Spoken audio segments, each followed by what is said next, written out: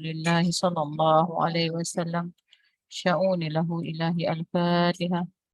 أعوذ بالله من الشيطان الرجيم. الحمد لله. إياك نعبد وإياك نستعين صراط العزيز. أعوذ بالله من الشيطان الرجيم. بسم الله الرحمن الرحيم. الحمد لله رب العالمين، والصلاة والسلام على أبي القاسم الأمين وعلى آله وصحبه أجمعين. قال رب اشرح لي صدري ويسر لي أمري واحلل عقدة من لساني يفقه قولي. سبحانك لا علم لنا إلا ما علمتنا إنك أنت العليم الحكيم. ولا حول ولا قوة إلا بالله العلي العظيم. اللهم صل على سيدنا محمد الفاتح لما أغلق والخاتم لما سبق ناصر الحق بالحق والهادي إلى صراطك المستقيم وعلى آله حق قدره ومقداره العظيم.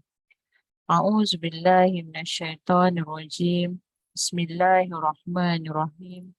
بسم الله رب العظيم ورسول الكريم والملائكة المقربين.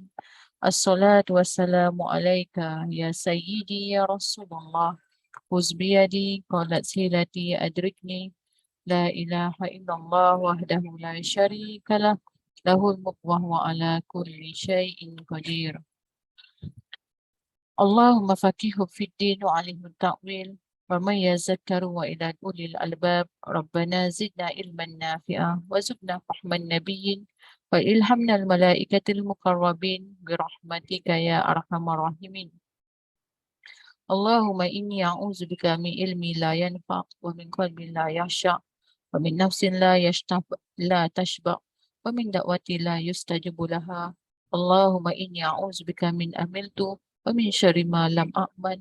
اللهم إني أعوذ بك من شر نفسي ومن شر شيطان وشرك. اللهم تف علينا حكمتك وانشر علينا من خزائن رحمتك يا أرحم الراحمين. آمين يا رب العالمين. Syukur Alhamdulillah terpanjatkan kepada kehadrat Allah Subhanahu Wa Taala di atas limpahan kurniaan rahmat yang Allah berikan kepada kita, khususnya dalam nikmat iman. Dapatlah kita bersama-sama pada malam ini demi meraihkan bulan kelahiran kekasih teragung baginda Nabi kita Nabi Muhammad sallallahu alaihi wasallam. Demi kita meraihkan akan kelahiran baginda pada bulan Rabiul Awal, maka kita nak mengaji ataupun murajaah tentang yang dikatakan dalam kitab Asy-Syama'il Al-Muhammadiyah. Semalam Alhamdulillah kita dah menceritakan bersama-sama dalam siapakah dia Nabi, susur jalur baginda, lahirnya bagaimana, menetapnya di mana. Maka hari ini kita sambung dalam kejadian tubuh badan Nabi kita Nabi Muhammad sallallahu alaihi wasallam. Disebabkan baginda Nabi kita ini telah meninggalkan kita selama 1400 tahun yang lalu. Semua di antara kita ini tidak pernah bertemu secara zahirnya dengan baginda Nabi Muhammad sallallahu alaihi wasallam. Tetapi jauh daripada sudut hati kita tertanamnya rasa rindu kita kepada baginda. Teringinnya dalam hati kita bagaimanakah raut wajah baginda, bagaimanakah bentuk tubuh badan baginda. Namun dalam kita ingin mengaji dalam kitab Asy-Syama'il Al-Muhammadiyah yang akan menceritakan tentang khususnya dalam tubuh badan Nabi, wajahnya seperti apa ataupun wajahnya berupa bagaimana. Tetapi para alim ulama mengharamkan kepada sesiapa sahaja pun, khususnya ke atas umat Islam untuk menggambarkan ataupun melakarkan wajah baginda. Contohnya kalau kita tengok, kalau macam polis dalam kejadian jenayah ke apa semua kan dia ambil keterangan. Dia ambil keterangan cuma dia kata boleh tak lakar muka orang tu. Kita pun cakap lah matanya besar, keningnya bersambung. Contohnya ada jambang, wajahnya hitam, tak putih. Maka dia lakar lah. Walaupun hakikatnya polis itu tak pun berjumpa dengan penjahat tersebut ataupun penjenayah tersebut. Tetapi daripada penceritaan kita maka dia melakar. Rambutnya mungkin kerinting, mungkin ataupun telinganya tidaklah capang. Semua secara detailnya. Bolehlah dilakar sehingga mendapatlah satu gambaran. Tetapi para alim ulama kita mengharamkan ke atas sesiapa sahaja untuk melakar potret ataupun wajah baginda Nabi kita Nabi Muhammad sallallahu alaihi wasallam. Maka mari kita tengok bagaimanakah bentuk tubuh baginda Nabi kita Nabi Muhammad sallallahu alaihi wasallam. Hadis ini datang daripada Al-Bukhari dan Muslim. Maka kita tengok banyak perawi-perawi hadis ini menceritakan tentang susuk tubuh baginda. Pertama kita tengok daripada Abu Raja Qutaibah bin Sa'id daripada Malik bin Anas. Kalau kita tengok dia perkataan Malik bin Anas ataupun Anas bin Malik ini, dia adalah perawi hadis yang sahih. Daripada Rabi'ah bin Abi Abdurrahman. Dia cakap lagi daripada Anas bin Malik bahawa sesungguhnya dia mendengar. Sesungguhnya baginda Rasulullah sallallahu alaihi wasallam ini tidak terlalu tinggi. Dia tidak juga terlalu rendah. Kulitnya tidak terlalu putih, tidak juga terlalu hitam. Rambutnya tidak terlalu kerinting, tidak juga terlalu lurus. Dan Allah melantiknya sebagai Rasul ketika umur baginda Nabi kita 40 tahun. Maka kita tengok sejarah dia. Beliau ataupun baginda berada di kota Mekah selama 10 tahun. Di Madinah 10 tahun dan akhirnya baginda wafat ketika umur 60 tahun. Di kepala dan janggutnya tidak melebihi daripada 20 helai ubat. Maka kita tengok daripada hadis ini, bukanlah sesuatu hadis yang boleh kita ambil sebagai muktabar. Daripada segi bilangan, sebenarnya baginda Nabi kita wafat ketika umurnya 63 tahun. Maka perawi menggenapkan bilangan walaupun kebanyakan riwayat mengatakan bahawa Rasulullah tinggal di Mekah sebagai Rasul selama berapa tahun? 13 tahun. Maka dalam konteks baginda Nabi kita ini duduk di kota Mekah inilah selama 13 tahun dalam perjalanan Tauhid. Didikan Tauhid selama 13 tahun.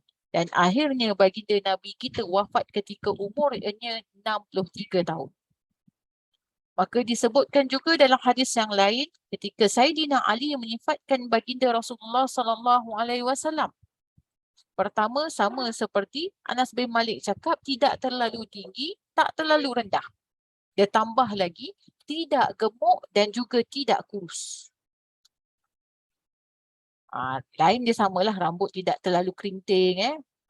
Ada yang mengatakan dalam hadis ini daripada Ali ni, Sayyidina Ali radhiyallahu anhu, dia detailkan lagi tentang rambut Nabi. Rambut Nabi seperti apa? Ikai. Bentuk mukanya tidaklah bulat dan gemuk, cuma ada ketulan tembam di pipi yang kemerah-merahan. Kita boleh bayangkanlah bagaimana wajah Nabi gitu. Anak matanya terlalu hitam dan bulu matanya melentik. Dadanya berbulu hingga ke pusat. Daripada dada berbulu sehingga ke pusat. Tapak tangan dan kakinya berisi. Maknanya bukanlah kurus, berisi. Apabila dia berjalan lajunya seolah-olah baginda Nabi kita ni bila berjalan dia macam turun bukit. Maknanya laju. Walaupun bukan dia turun bukit. Seolah-olah. Maka apabila dipanggil dia akan menoleh, begitu juga badannya juga turut berpaling. Ini kita tengok bagaimanakah perilaku baginda Nabi kita. Bila orang panggil dia, kalau kita orang panggil, kita buat macam mana? Kita toleh je muka. Tetapi baginda Nabi kita penuh dengan adab. Dia tidak memalingkan wajahnya, tetapi dia memalingkan dengan badan-badannya sekali. Antara tanda khatam al-nubuwah di belakang dua bahu. Bahu kiri dan kanan Nabi, dekat tengah-tengah tu ada yang dipanggil khatam nubuwah, al-nubuwah. Dialah yang paling peramah Dia jugalah yang paling benar, iaitu sidik dan kata-kata dan perbuatannya lemah lembut. Pergaulannya ramah, barang siapa yang pertama kali dia melihat baginda Nabi kita akan mula timbul ketakutan, dan barang siapa yang sudah mengenali baginda Nabi akan mula jatuh cinta dengannya. Aku tidak pernah melihat seorang yang sama dengan dia sebelum ini. Ini daripada riwayat Al-Tamizi. Kemudian Anas bin Malik radhiyallahu anhu dia cerita pula lebih detail bagaimanakah tubuh badan Rasulullah kita. Dia mempunyai tubuh badan yang sedang, tak terlalu besar, dia tak tinggi, tak rendah, serta tubuhnya berbentuk yang baik. Rambutnya tak kerinting, tak lurus, kehitaman warnanya. Ini warna rambut Nabi. Bila baginda berjalan, maka jalannya cepat.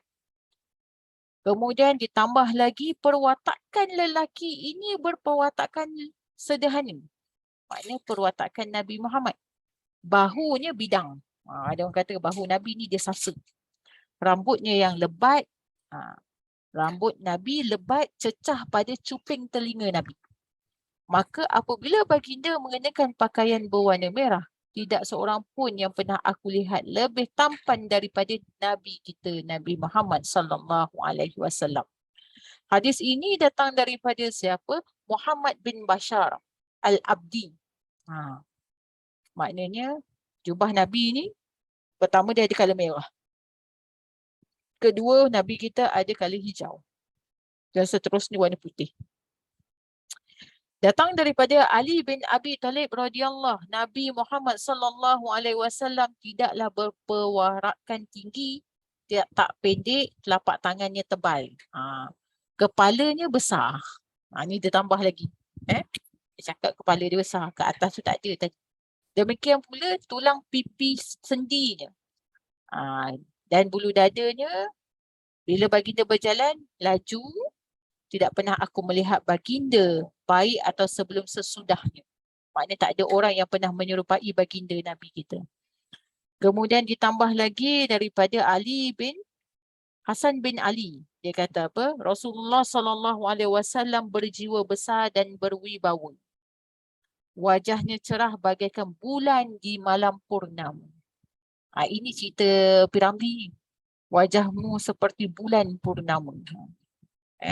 Baginda lebih tinggi dari orang yang pendek dan lebih pendek daripada orang yang tinggi. Bermaksud baginda ini sederhana. Rambutnya bergelombang, iaitu ikal lah. Apabila baginda menyikat rambutnya, maka dibelahnya menjadi dua. Ini cara Nabi kita sikat rambut. Dia belah tengah. Bila tidak, maka hujung rambutnya tidak melampaui daun telinga. Maknanya kalau dia tak belah tu, dia tak akan lebih daripada daun telinga ni. Rambutnya disikat dengan rapi sehingga nampaknya terlalu bersih. Ada lagi hadis yang mengatakan baginda Nabi kita ni, dia pakai minyak rambut. Bila dia pakai minyak rambut tu, seperti dia tu tukang jual minyak. Maknanya banyak dia pakai minyak rambut. Di antara kedua terdapat urat yang nampak kemerah-merahan ketika marah. Sini. Hidungnya mancung, di puncaknya ada cahaya yang memancar. Hidungnya mancung, seakan-akan ada cahaya. Hingga orang yang tidak mengamati akan mengira puncak hidungnya lebih mancung. Janggut Nabi kita adalah tebal. Kedua pipinya gebu. Mulutnya lebar. Maknanya mulut dia lebar tu serasilah dengan raut wajah baginda. Giginya agak jarang, namun teratur rapi. Bulu dadanya halus, lehernya jinjang dan tegak bagaikan leher kendi. Lehernya jinjang. Kemudian bentuk tubuh badannya biasa saja, badannya berisi. Perut dan dadanya sejajar, iaitu tak adalah perut tu ke depan, sejajar maknanya sama. Dadanya bidang, jarak antara kedua bahu lebar dan tulang sendinya besar. Maknanya dia sasa. Badannya yang tidak ditumbuhi rambut nampak bersih bercahaya. Dari pangkal leher sampai ke pusat tumbuh bulu yang tebal bagaikan ada satu garis. Kedua dada dan perutnya bersih selain yang disebut tadi. Maknanya daripada dadanya sampai ke pusat ada bulu dada, selebihnya tak ada bulu dada, bersepah-sepah tak ada lah. Maknanya bersih. Kedua ruas tangan baginda panjang, telapak tangannya lebar, kedua telapak tangan dan kakinya tebal, jari baginda Nabi kita panjang-panjang. Maka ada lekuk dalam tapak kaki Nabi. Macam mana nak tengok lekuk tu? Bila kita berdiri tu kan, tapak kaki kita tu dia ada lekuk. Baginda Nabi kita dia ada lekuk. Apabila baginda berjalan, dia angkat kakinya dengan tegap. Dia tak seret selipar. Nabi kita ni dia jalan tu dengan tegap. Dia angkat kaki dia. Maka dia melangkah dengan mantap dan berjalan dengan sopan. Jalannya cepat seakan beliau turun daripada tempat yang rendah. Kemudian bila baginda menoleh seseorang, dia akan memalingkan seluruh badannya. Pandangan matanya akan terarah ke bawah hingga pandangan ke bumi lebih lama daripada baginda memandang ke langit. Maknanya Rasulullah ni lebih banyak memandang ke tanah berbanding memandang ke depan. Kalau kita jalan tu pandang depan ataupun pandang atas. Tapi baginda Nabi kita lebih banyak memandang ke bawah. Bila ada sahabat berjalan, maka baginda berjalan di belakangnya. Dan apabila dia berselisih, baginda menyapa dengan salam. Begitulah sifat-sifat baginda Nabi kita. Kan? Kita tengok baginda ini matanya lebar, tumitnya tipis, tapak kakinya tebal, tumitnya tipis.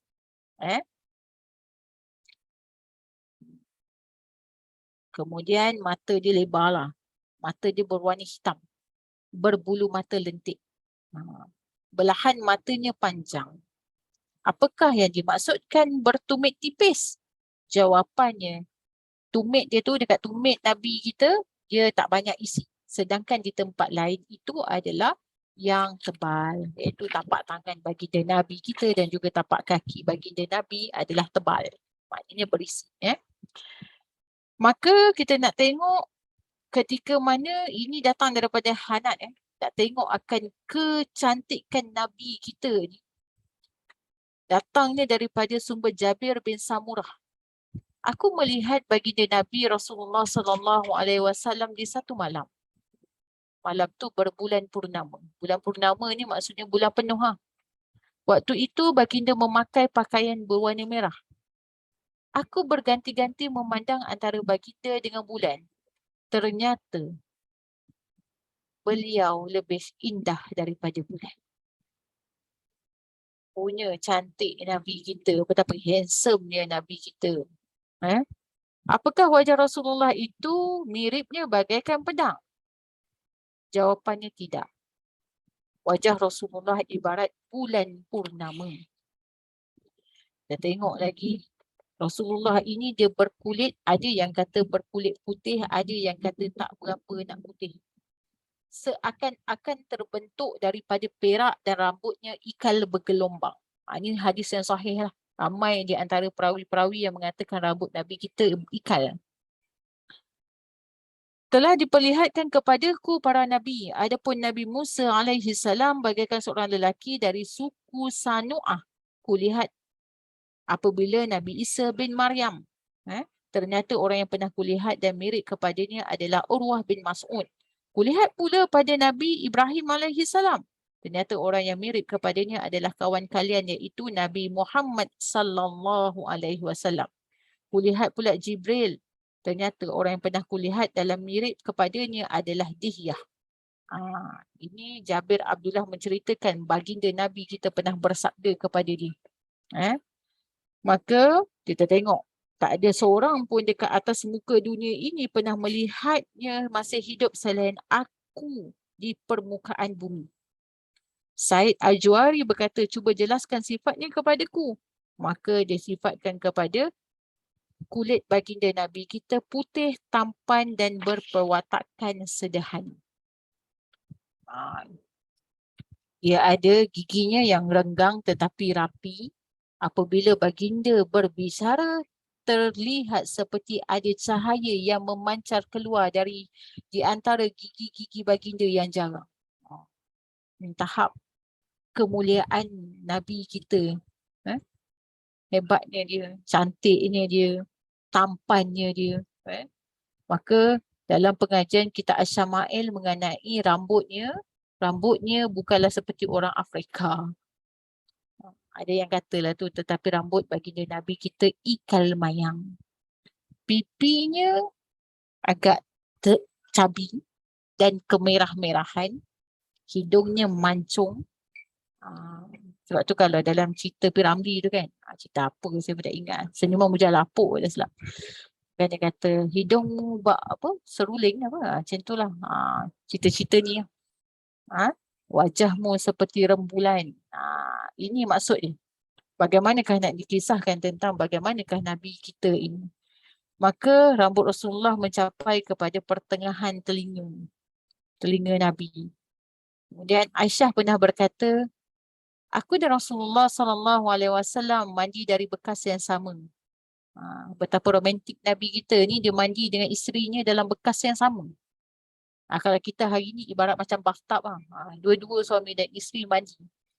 Baginda memiliki rambut yang panjangnya sampai di atas bahu dan di bawah cuping telinga.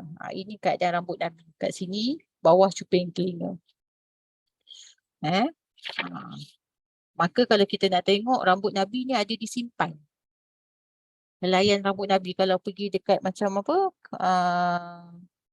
pameran-pameran tu dia ada kan tunjuk rambut Nabi kita. Disimpan penuh dengan karamah. Dalam satu riwayat lain dikemukakan bahawa Ummu Hani bin Abu Talib pernah berkata Rasulullah SAW tiba di Mekah saat pembebasan kota Mekah. Sedang rambut ni dijalin dengan menjadi 4. Maksudnya Rasulullah ni rambut dia kan panjang, diikat 4. Macam tu lah. Kadang-kadang dia belah dua. Sesungguhnya Rasulullah SAW dulunya menyikat rambut ke belakang. Dulu mula-mula Rasulullah sikat rambut ke belakang. Sedangkan orang-orang musyrik juga menyikat rambut mereka ke kiri dan ke kanan. Ada yang sikat ke kiri, ada sikat ke kanan. Dan Ahlul Kitab menyisir rambutnya ke belakang. Selama tidak ada perintah lain, maka Rasulullah SAW senang menyesuaikan dirinya dengan Ahlul Kitab. Iaitu bagi mereka yang sikat rambut ke belakang. Kemudian Rasulullah barulah dia menyikat rambutnya ke kiri dan ke kanan. Cara Rasulullah lah. Dan akhirnya daripada Muhammad Bashar dia pernah melihat Rasulullah ni ikat rambut dia ikat 4. Tak tahu macam mana gaya. Agaknya 2 depan, 2 belakang macam tu lah. Maka ada disimpan jugalah bekas-bekas tempat simpannya rambut Nabi kita. Yang diceritakan tentang khatam tadi, khatam al-nubuwah adalah tanda kenabian di belakang Nabi kita. Di antara bahu dengan bahu dekat tengah-tengah tu. Ada yang dipanggil sebagai khatam al-nubuwah. Maka mereka pernah nampak ketika mana Nabi pertamanya ketika anak saudara dia sakit. Maka dia pergi jumpa. Nabi ketika itu sedang ambil wuduk.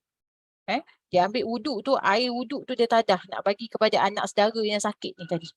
Air wuduk Nabi tu. Maka mereka ketika Nabi berwuduk tu mereka nampak di tengah-tengah antara kiri dan kanan, tengah-tengah dada tu ada seperti yang dipanggil khatam al-nubuwah. Tengah-tengah ada yang ulama kata ini adalah tanda kenabian.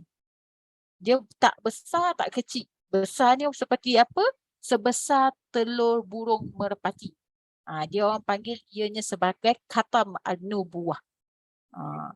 Maka aku pernah melihat khatam ataupun dekat belakang Nabi itu adalah tanda kenabian. Dia terletak di antara tengah-tengah bahu tu. Bentuknya seperti sepotong daging berwarna merah dan besarnya seperti telur burung merpati. Tak besar sangat lah. Kalau kita hari ni macam kita kata macam bolehlah kita kata ibarat macam daging terlebih. Dia ada dekat tengah. Itulah yang dikatakan bahawa khatam an-nubuwah tanda kenabian Nabi kita. Maka kita kena kenal lah bagaimanakah bentuk-bentuk tubuh Nabi kita. Dulu masa saya masa 2 tahun lepas atau 3 tahun lepas adalah mengaji sikit tentang kitab Asyama'il Al-Muhammadiyah ni bersama dengan Ustaz Amiji. Dia buat kan, dia macam setiap malam tu. So bila dia cerita-cerita tu saya ni macam khayal lah nak membayangkan sampai termimpi-mimpi lah. Puja kita rasa ya Allah nak dengar dia cerita kan. Sampai macam tu lah. Apa orang kata dahaganya kerinduan tu nak ibarat macam nak menatap wajah Nabi. Tapi masa tu memanglah saya ada kitab. Dia bagi kitab lah Asyama'il ataupun ringkasan. Tapi saya tak tengok pun kitab pun. Saya tengok je apa Ustaz Amiji ni duk cerita. Ya Allah, terbayang-bayang. Macam apa? Membayangkan lah. Tapi tak tahulah kan. Adakah kalau kita membayangkan itu adalah daripada akal yang penuh dengan dosa kalau saya ni lah. Maknanya kalau saya pandang nampak macam handsome bayangan saya, maka Nabi Muhammad Rasulullah SAW ini lebih handsome daripada bayangan saya. Inilah nak cerita.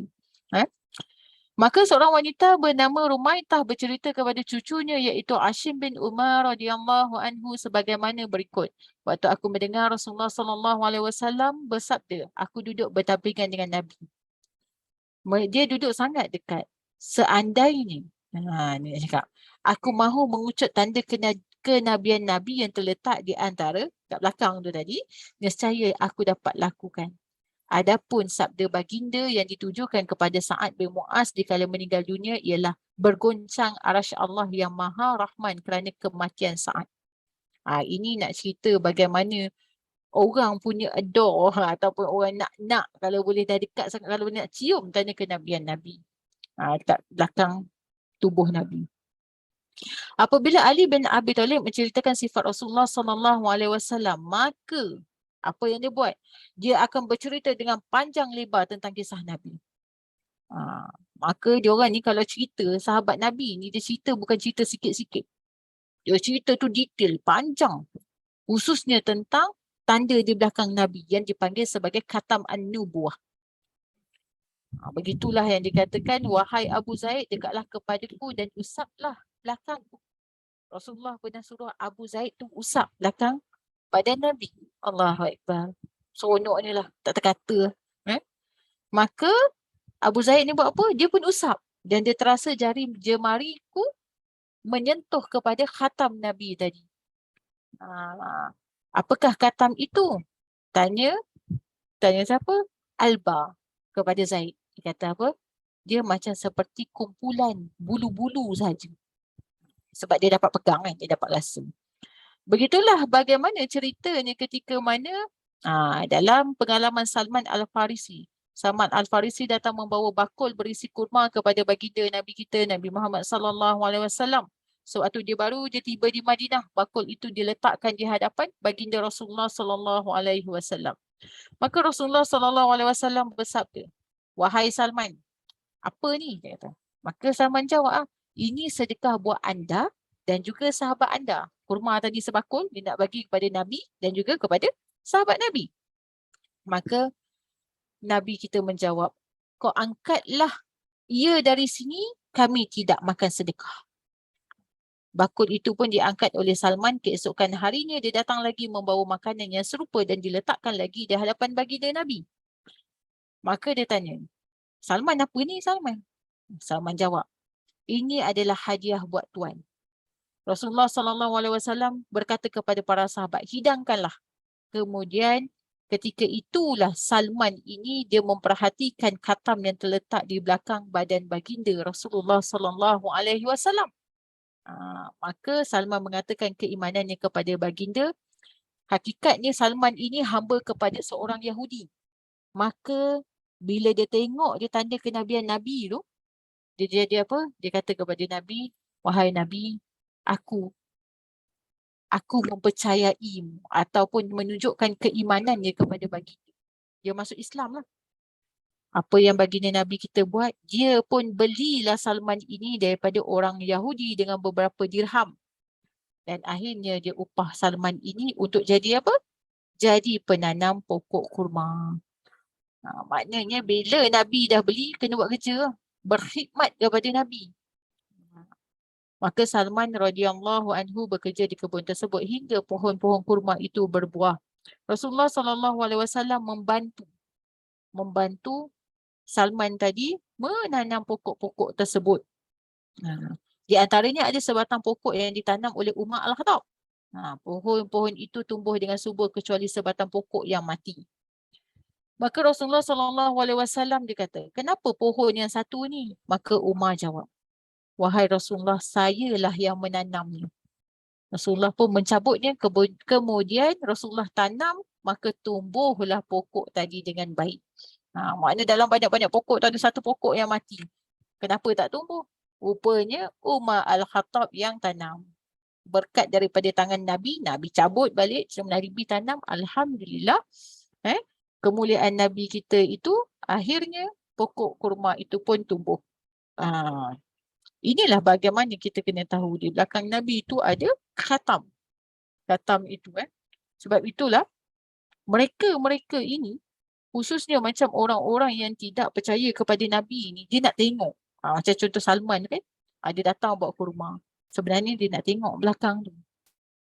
Contohnya bagaimanakah baginda Nabi kita mengaji.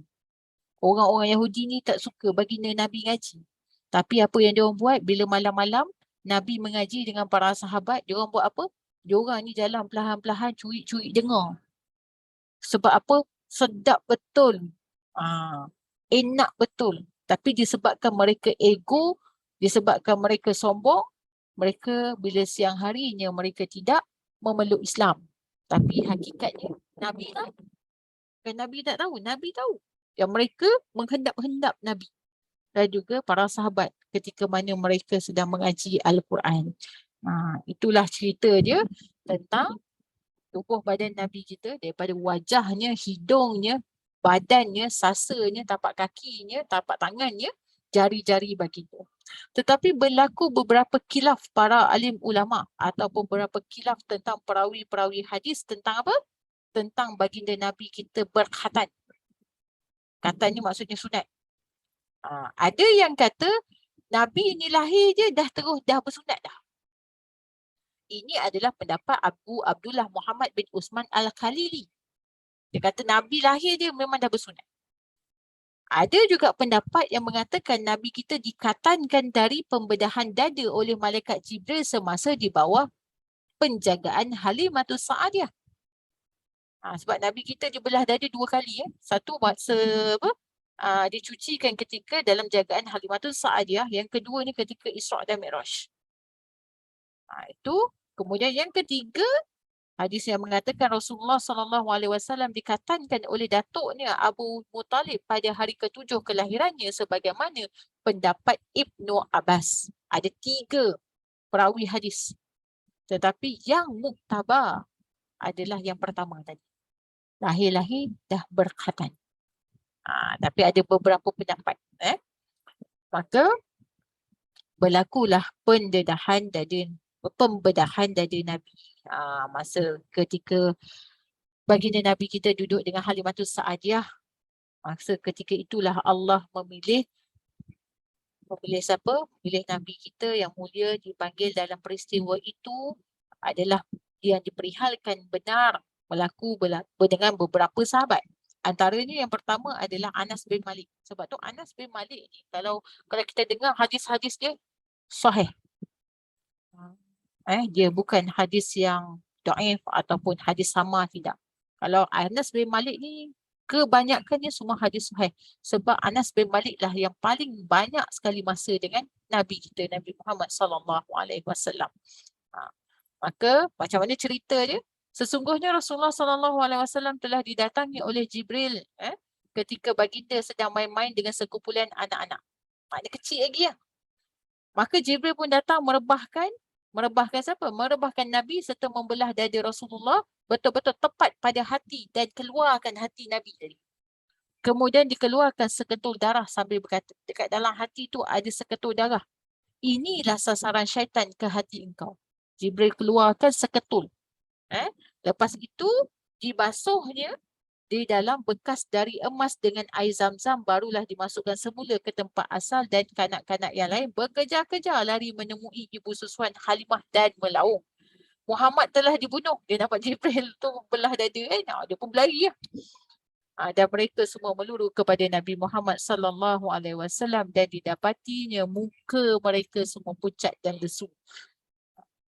Hikmah ilahi di sini bukanlah membuang ketul-ketul kejahatan, tetapi Allah Subhanahu wa taala saja yang lebih mengetahui daripada tubuh badan Nabi Muhammad sallallahu alaihi wasallam, kerana kalau di sana terdapat ketul-ketul kejahatan yang merupakan sumber kejahatan, maka sudah tentu diubah manusia jahat menjadi baik dengan cara pembedahan. Senang je. Kalau betul lah kata ada benda kejahatan, senang ni kita jumpa orang ni, kita bedah dada dia, keluarkan darah tu, okey jadi baik. Tapi tidak. Maka inilah bagaimana dikatakan hikmah ini hanya Allah je yang tahu, yang dipanggil sebagai hikmah ilahi. Maka selesai saja itu, mereka pun mengisytiharkan tentang kerasulan baginda Nabi Muhammad sallallahu alaihi wasallam, dan akhirnya baginda diisytiharkan maksum serta mempersiapkan baginda untuk menerima wahyu bermula daripada saat baginda kecil lagi. Itulah tentang bagaimanakah beriman kepada baginda Nabi. Maka pembedahan dada Nabi tadi itu bukanlah nak kata saja-saja, tetapi itu adalah secara kerohaniannya dengan satu cara yang boleh nampak oleh panca indera, yang kita boleh nampak dengan mata kita, agar ia boleh jadi bukti ilahi kepada manusia seluruhnya dengan dilihat dan didengar. Ini nak diceritakan manusia ini dia bersifat apa? Pertama dia nak tengok, yang kedua dia nak dengar. Yang dipanggil saksi. Contoh kalau kita jual barang apa-apa pun, pertama-tama kita nak tengok apa? Testimoni. Yang kedua-duanya kita nak dengar apa yang dia ni akan cakap. Ini memang sifat manusia. Sebab yang membawa kita percaya pada peristiwa pembedahan ialah kerana kebenaran yang sah ceritanya. Kalau perkara ini jelas berlaku pada waktu tengah hari, maka tidak ada sebab yang boleh kita larikan daripada kebenarannya.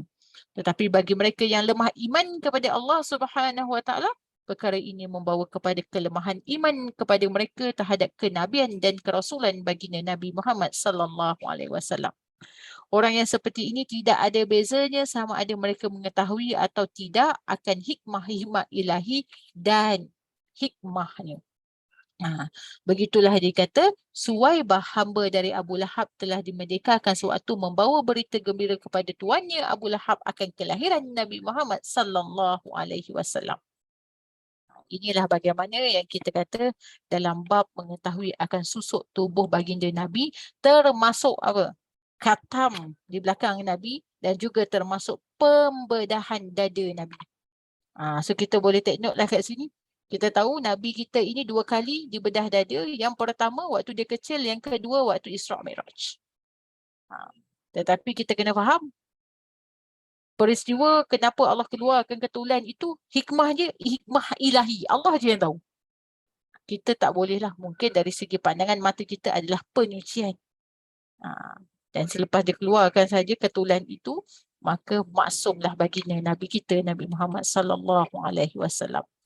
Moga-moga dengan penceritaan pada malam ini, harap-haraplah dapatlah memberi sedikit bayangan bagaimanakah kita katakan sebagai perwatakan ataupun raut wajah ataupun tubuh badan baginda Nabi kita. Sekurang-kurangnya. Supaya kita ini dapatlah lahirnya rasa rindu kita kepada baginda Nabi. Kita akan suka baca dengan benda yang kita suka. Macam saya dulu, saya ingat lagi masa kematian Lady Diana. Masa tu saya masa darjah 6. Saya darjah 6. Kau cerita pasal dia je kan. Kita kan kenal sangat pun dia. Tetapi waktu dia mati tu baru tergigit-gigit. Setiap majalah yang keluar cerita pasal dia, saya akan baca. Nak tahu dia ni macam mana. Sedangkan dia dah mati lah. Begitulah kita dengan baginda Nabi. Supaya kita nak tahu. Kalau boleh ada lebih detail, nak detail lagi. Ada lebih detail, nak detail lagi. Nak tahu lagi, nak tahu lagi. Supaya kita akhirnya macam terbayang-bayang, termimpi-mimpikan baginda Nabi. Nabi Muhammad sallallahu alaihi wasallam. Antara kalau orang tanya penting ke nak tahu Asyama'il Al-Muhammadiyah, jawapan bagi saya penting. Sebab apa? Sebab dialah yang akan bagi syafaat kepada kita. Dialah kekasih teragung. Kalau nak kenal Allah dengan sifat 20, nak kenal Nabi, macam ni lah. Sebenarnya bulan Rabiul Awal kita ambil berkah. Berkah bulan Rabiul Awal dengan cahaya-cahaya kenabian ni. Maka kita ambil lah, kita tahanlah sikit nafsu kita ubahlah antara jadual-jadual kita. Selalunya kita tak berapa cakna lah, mungkin orang lain cakna, saya ni kurang, maksudnya macam tu kan, tak berapa nak ambil tahu sangat kadang-kadang kan. Tapi kali ni lebihlah untuk kita mengetahui, bertalaki sama-sama. Moga-moga Allah berikan kepada kita kedekatan kepada baginda Nabi. Perbanyakkan selawat, perbanyakkanlah kita ikut apa sunnah baginda Nabi kita sallallahu alaihi wasallam. InsyaAllah kalau ada kesempatan esok kita akan sambung dengan pengasuh baginda Nabi Rasulullah sallallahu alaihi wasallam. Maka sekadar itu saja untuk malam ini. Anggaplah seperti cerita sebelum tidur. Kalau bahasa orang putih tu panggil apa? Story bedtime. Apa benda? Yang tekan baca